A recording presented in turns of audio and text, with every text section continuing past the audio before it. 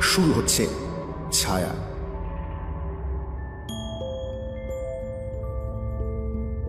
সময়টা দুপুরবেলা, ভাদ্র মাসের শেষ।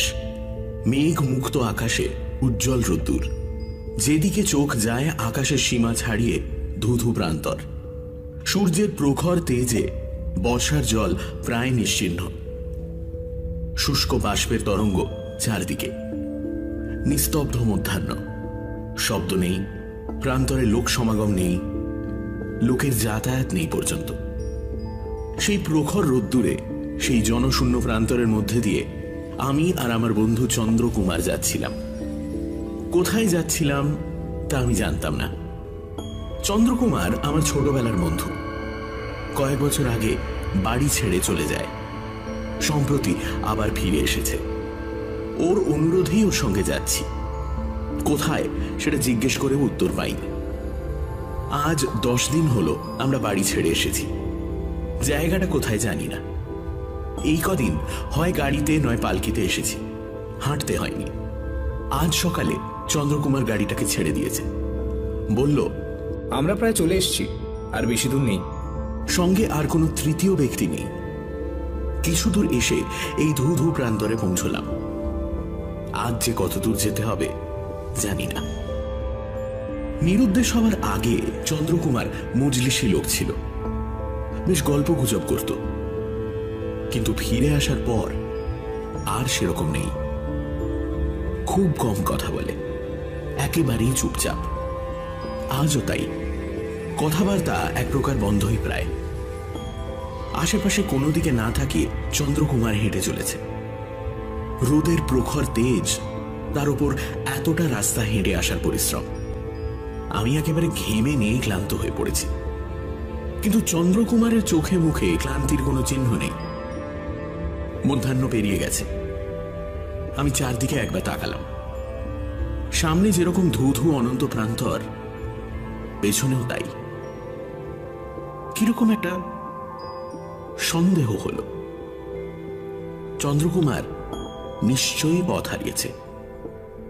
জিজ্ঞেস করলাম, আমরা কোথায় যাচ্ছি বলো তো? তুমি পথ হারাওনি তো? কোনো চিন্তা নেই, আমার সঙ্গে নিশ্চিন্তে এসো।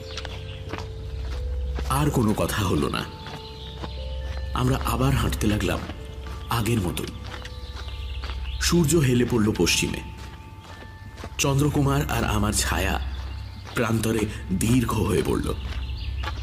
প্রান্তরের সীমানায় ছোট ছোট গাছ দেখতে পেলাম। সন্ধ্যের সময় প্রান্তর পেরিয়ে একটা ছোট্ট কুঁড়ে ঘর দেখতে পেলাম। কুঁড়ে ঘরের সামনে এসে চন্দ্রকুমার বলল, হ্যাঁ, এই তো এসে গেছি।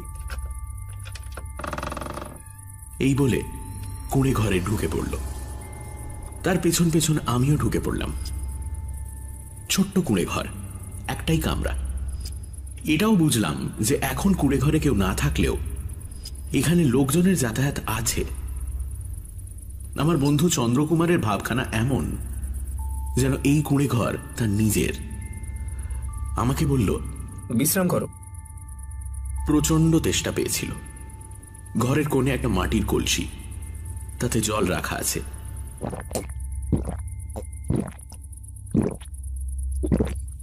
আঁজলা করে বেশ খানিক জল খেয়ে আমি জিজ্ঞেস করলাম, এখানে কদিন থাকতে হবে?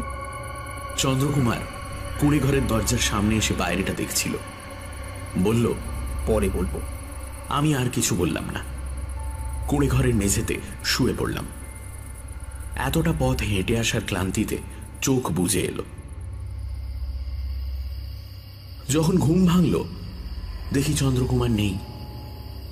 বাইরে চাঁদের আলো ফুটেছে। আমি কুঁড়ে ঘর থেকে বাইরে বেরোলাম। জ্যোৎস্নায় ধুধু প্রান্তর যেন সমুদ্রের মতো। চারদিকে কেমন একটা বিষাদের ছায়া। রাতের গভীর নিস্তব্ধতা ভেঙে শুধু পেঁচা ডাকছে কুঁড়ে ঘরের পাশে।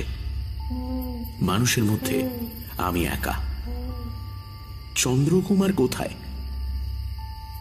রাত আরো বাড়তে লাগলো। আমি আবার ঘরে ঢুকে পড়লাম। এবার আর ঘুম আসছে না। রাত আরো গভীর হলো। হঠাৎ শুনতে পেলাম পায়ের শব্দ, মানুষের পায়ের শব্দ। কে যেন এই কুঁড়ে ঘরের দিকেই হেঁটে আসছে দ্রুত পায়ে।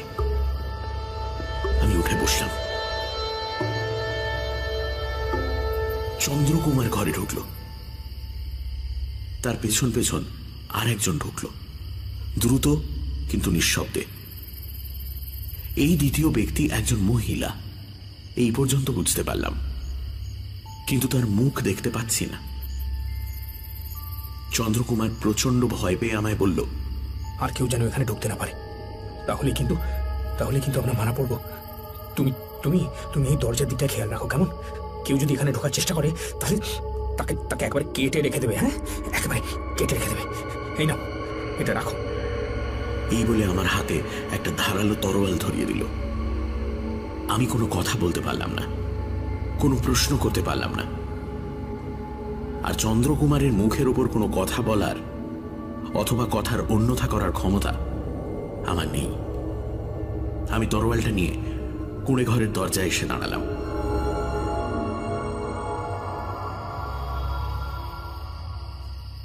জ্যোৎস্নায় প্রান্তরের অনেক দূর পর্যন্ত দেখা যাচ্ছে। যেদিকটায় ছোট ছোট গাছ রয়েছে সেখানটায় অন্ধকার। কোথাও কিছু দেখতে পেলাম না, কিছু শুনতেও পেলাম না। ঘরের ভেতরে কারোর মুখে কোনো কথা নেই, শুধু নিঃশ্বাস পড়ছে, ভীত, আতঙ্কিত, সন্ত্রস্ত নিঃশ্বাস। হঠাৎ ঘরের সামনে দেখতে পেলাম ছায়া, মানুষের ছায়া। হাতের তরোয়ালটা শক্ত করে ধরলাম। কে কে যায়? ছায়াটা সরে গেল, কিন্তু কাউকে দেখতে পেলাম না। কুড়ি ঘরের ভেতরে একটা শব্দ শুনলাম, ভয় পাওয়ার শব্দ।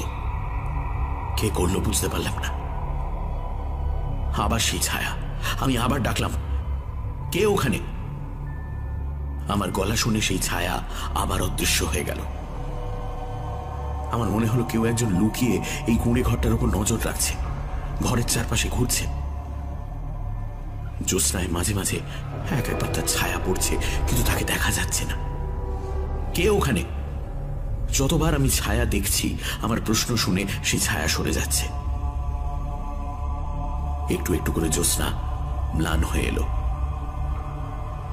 ভোর হওয়ার আগের অস্পষ্ট অন্ধকার দেখা দিল আকাশে। আর ঠিক তখনই কুঁড়ে ঘরের পাশে একটা মৃদু কিন্তু বিকট হাসি শোনা গেল।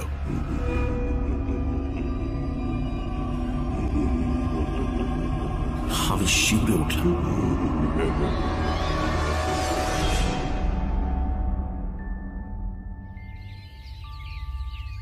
সকাল হলে চন্দ্রকুমার ঘরের বাইরে বেরিয়ে এলো।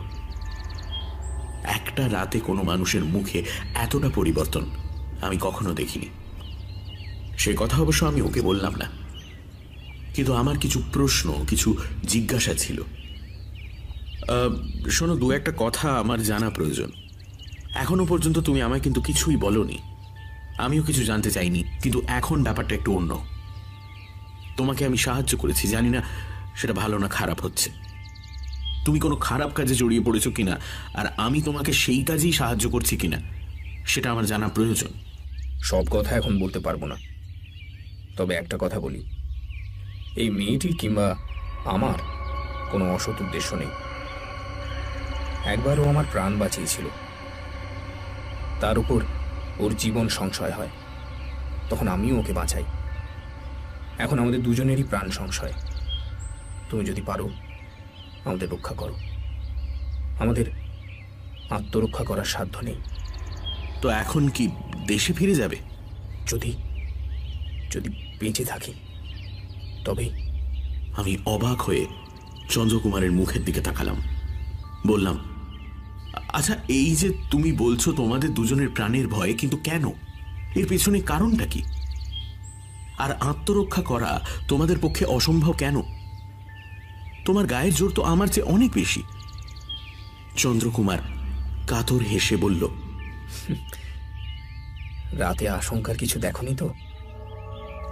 গতকাল রাতের সেই ছায়া, ঘরের চারপাশে ঘুরতে থাকা সেই ছায়ার হঠাৎ করে দেখা দেওয়া, আবার চলে যাওয়া, তারপর সেই বিকট হাসি। এক মুহূর্তে আমার সব মনে পড়ে গেল। এগুলো কি সত্যি নাকি আমার কল্পনা? কিছুক্ষণ চিন্তা করে বললাম, যা দেখেছিলাম সেটা ঠিক বুঝতে বা বোঝাতে পারবো না। পারবেও না। পারলে এত ভয়, এত আশঙ্কা থাকতো না। আমরা যে কারণে আত্মরক্ষায় অক্ষম, তুমি এখনো সেই অবস্থায় এসে পৌঁছাওনি। তাই তোমাকে সঙ্গে করে নিয়ে এসেছি। এমন সময় সেই মহিলা ঘরের বাইরে বেরিয়ে এলেন। আমাকে দেখে যে খুব একটা লজ্জা পেলেন তা নয়। আমিও তার দিকে তাকালাম। সুন্দরী বললে কিছুই প্রায় বলা হয় না। এমন নির্মল সৌন্দর্য আমি আগে কখনো দেখিনি। নির্বিকার, নির্মল, প্রসন্ন মুখ। সে মুখ দেখে চন্দ্রকুমারের কথায় আর কোনো সন্দেহ রইল না। সেই মহিলাকে চন্দ্রকুমার বিদেশি ভাষায় কি যেন বলল। মেয়েটিও সেই ভাষাতেই উত্তর দিল। আমি কিছু বুঝতে পারলাম না। চন্দ্রকুমার আমাকে বলল, ও আমাদের ভাষা জানে না। তারপর চন্দ্রকুমার মেয়েটিকে আরো কিছু কথা বলতে লাগল। বুঝলাম আমার সম্বন্ধে কিছু বলছে, কারণ সে কথা ফাঁকে ফাঁকে আমার দিকে তাকাচ্ছিল। সলজ্জ কিন্তু পুলকিত সেই চাউনি। কিছুক্ষণ পরে মেয়েটি বলে উঠল, প্রভাত চন্দ্র। আমি চন্দ্রকুমারের মুখের দিকে তাকালাম। মেয়েটি আবার বলল, প্রভাত। মেয়েটির নাম জানার খুব ইচ্ছে হলো, কিন্তু জিজ্ঞেস করতে পারলাম না। চন্দ্রকুমার নিজেই বলল, তুমি ওর নাম জিজ্ঞেস করবে না? করব বই কি। চন্দ্রকুমারের কথা মতো মেয়েটি বলল, বাদলা। নামটা কিন্তু বিজাতীয় বলে মনে হলো না। একটা পরিবর্তন লক্ষ্য করছি। চন্দ্রকুমারের সেই মনের জোর কেমন যেন শিথিল হয়ে পড়ছে। আমার ইচ্ছে, আমার বুদ্ধির ওপরেই সে যেন চলতে চায়। আমি বললাম, এখানে আর রাত না কাটানোই বোধহয় ভালো। এখানে নানান রকম আশঙ্কা রয়েছে। আমার মনে হয় আশঙ্কা একটাই। সে আশঙ্কা এখানে যেমন, অন্য জায়গাতেও তাই। জনশূন্য মরুভূমিতেও যেমন, লোকালয়েও সেরকমই। একা অসহায় পথে যেরকম, সৈন্য দিয়ে ঘেরা দুর্গেও ঠিক সেই রকম। পালিয়ে এ থেকে মুক্তি নেই। আমি এসব কথার অর্থ কিছুই বুঝতে পারছি না, কিন্তু শুনতে শুনতে বিস্ময় বোধের তীক্ষ্ণতা ক্রমশ কমে যাচ্ছে। এসব অদ্ভুত কথা বিশ্বাস করব, কি করে বিশ্বাস করব, কিছুই বুঝতে পারছি না। আমি বললাম, যাই হোক, এখানে আর থাকার দরকার নেই। চলো তাহলে, এক্ষুনি চলো। বাদলাকে ডাকবো? ডাকো। আমরা বাড়ির দিকে যাত্রা করলাম।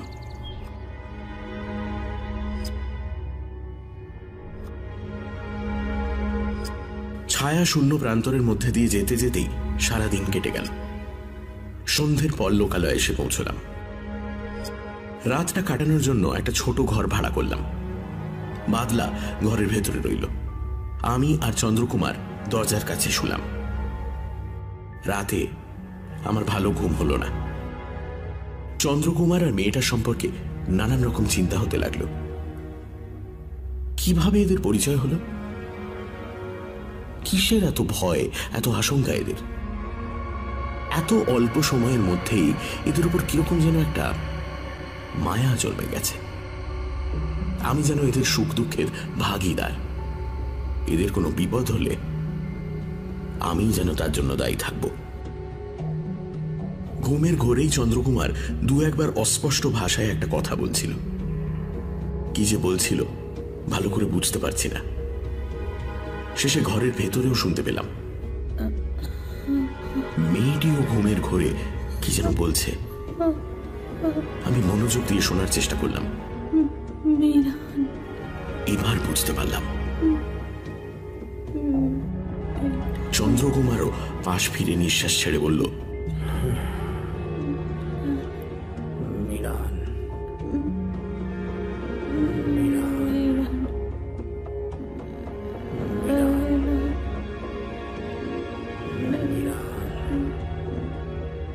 চন্দ্রকুমার যে ঘুমিয়ে আছে সে নিয়ে আমার মনে কোনো সংশয় নেই।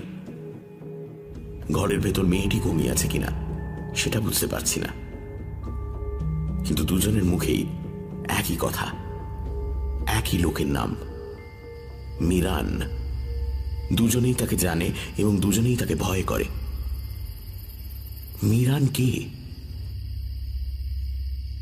ঘরে একটাই প্রদীপ, তাতে তেল প্রায় শেষ হয়ে এসেছে। শেষবারের মতো একবার দপ করে জ্বলে উঠে প্রদীপটা নিভে গেল।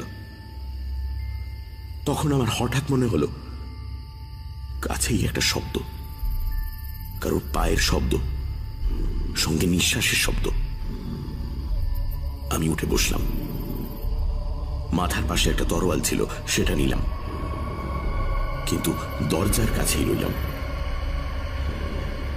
চারদিকে তাকিয়ে দেখছি অল্প চাঁদের আলো ঘরের সামনের পাঁচিল, গাছের মাথায় এসে পড়েছে। আস্তে আস্তে চাঁদের আলো কমে আসছে, কিন্তু মানুষের কোনো চিহ্ন নেই। অন্ধকার আরো গাঢ় হয়ে আসছে। মানুষের চিহ্ন নেই বটে, কিন্তু মানুষের গলা শুনতে পেলাম। কোথা থেকে সেই শব্দ আসছে বুঝতে পারছি না। শরীরে একটা শিহরণ চলছে, একটা অজানা ভয়, একটা অচেনা আশঙ্কা। শব্দটা ক্রমশ কাছে এগিয়ে আসছে, গম্ভীর, কিন্তু খুব জোর শোনা যাচ্ছে না। ভাষাটাও ঠিক বুঝতে পারছি না। কয়েকটা কথা বারবার মন্ত্রের মতো উচ্চারিত হচ্ছে। আমি জিজ্ঞেস করলাম, কে? কোনো উত্তর এলো না। শব্দটা ক্রমশ দূরে চলে যাচ্ছে। বেশ কয়েকবার এরকম হলো। শব্দটা কাছে আসে, আবার দূরে চলে যায়। একই কণ্ঠ, একই রকমের শব্দ। তারপর রাত যখন প্রায় শেষ, আর কিছু শুনতে পেলাম না। চন্দ্রকুমারের কাছে এসব ঘটনার কথা কিছুই বললাম না। ওর যা মানসিক অবস্থা, এসব শুনলে আরো ভয় পেয়ে যাবে। আর বললেও যে খুব একটা লাভ হবে তা নয়। সেই রাতে আবার একই ঘটনা, আশঙ্কাজনক কিন্তু অবিশ্বাস্য ঘটনা। আমি সব কথাই গোপন রাখতাম। চন্দ্রকুমার সেই ঘটনার কিছু টের পেয়েছিল কিনা বলতে পারবো না। আমি তাকে কিছুই জিজ্ঞেস করিনি, সেও আমাকে কিছু বলেনি। আর 3 দিন বাকি আমাদের যাত্রাপথের। কয়েকদিন রাতে ঘুমের ঘরে চন্দ্রকুমার ও মেয়েটির মুখে সেই মীরার নামটা আবার শুনলাম। শেষে আর কৌতূহল ধরে রাখতে না পেরে চন্দ্রকুমারকে জিজ্ঞেস করেই ফেললাম, আচ্ছা মীরান কে? নাম শুনেই চন্দ্রকুমার চারদিকে তাকিয়ে চমকে উঠল। তার মুখ শুকিয়ে গেছে, চোখ জলজল করছে, সারা শরীর কাঁপছে থরথর করে। আমার হাত ধরে খুব মৃদু স্বরে সে বলল, এই নামটা তুমি জানলে কি করে? হ্যাঁ, তোমায় কে বলল? অন্য কেউ বলেনি, ঘুমের ঘরে তুমিই বলছিলে।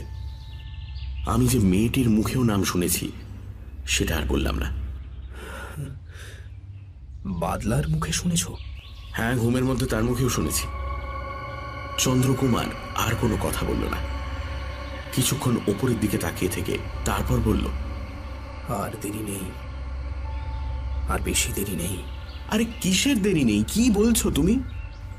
আমার কথার কোনো উত্তর না দিয়ে চন্দ্রকুমার অন্যদিকে চলে গেল। সেই রাতে শুতে যাওয়ার আগে দেখলাম চন্দ্রকুমার কাঁদছে, মেয়েটিও কাঁদছে। হৃদয়ে বিদারক কাতর স্বরে চন্দ্রকুমার মেয়েটিকে কয়েকটা কথা বলল। তাতে মেয়েটির কান্নার বেগ যেন আরো বেড়ে গেল।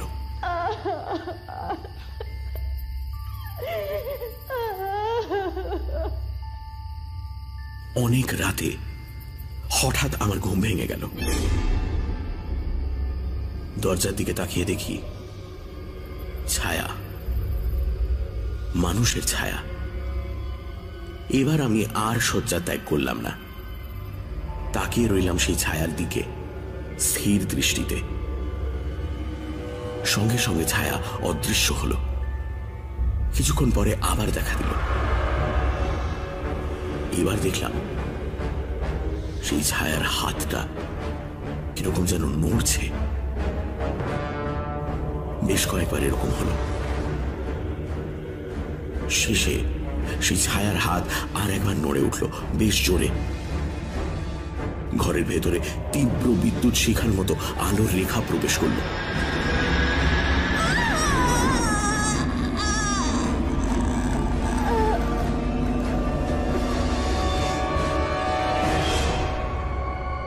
তারপর আবার আগের মতোই অন্ধকার। ছায়া সরে গেল। আর কিছুই আমি দেখতে পেলাম না। যে মুহূর্তে বিদ্যুতের মতো আলো ঘরে ঢুকেছিল, সেই মুহূর্তে মেয়েটা চিৎকার করে উঠেছিল। চন্দ্রকুমার শয্যা থেকে লাফ দিয়ে মেয়েটির পাশে চলে গেল। আমি আলো নিয়ে এগিয়ে এলাম। দেখলাম মেয়েটি নিস্পন্দ, অসাড়, শ্বাস প্রশ্বাস চলছে না। বজ্রাঘাতে যেমন মৃত্যু হয়, মেয়েটিরও সেরকম মৃত্যু হয়েছে। চন্দ্রকুমার মেয়েটির কপালের দিকে তাকিয়ে রয়েছে। আমিও তাকালাম সেই দিকে। দেখি মেয়েটির কপালে একটা আঙুলের ছাপ। মিরান, মিরান, তুমি আমাকে কেন নিলে না? মিরান! এই বলে পাগলের মতো সে মেয়েটির মৃতদেহ জড়িয়ে ধরতে যাবে, এমন সময় আরেকবার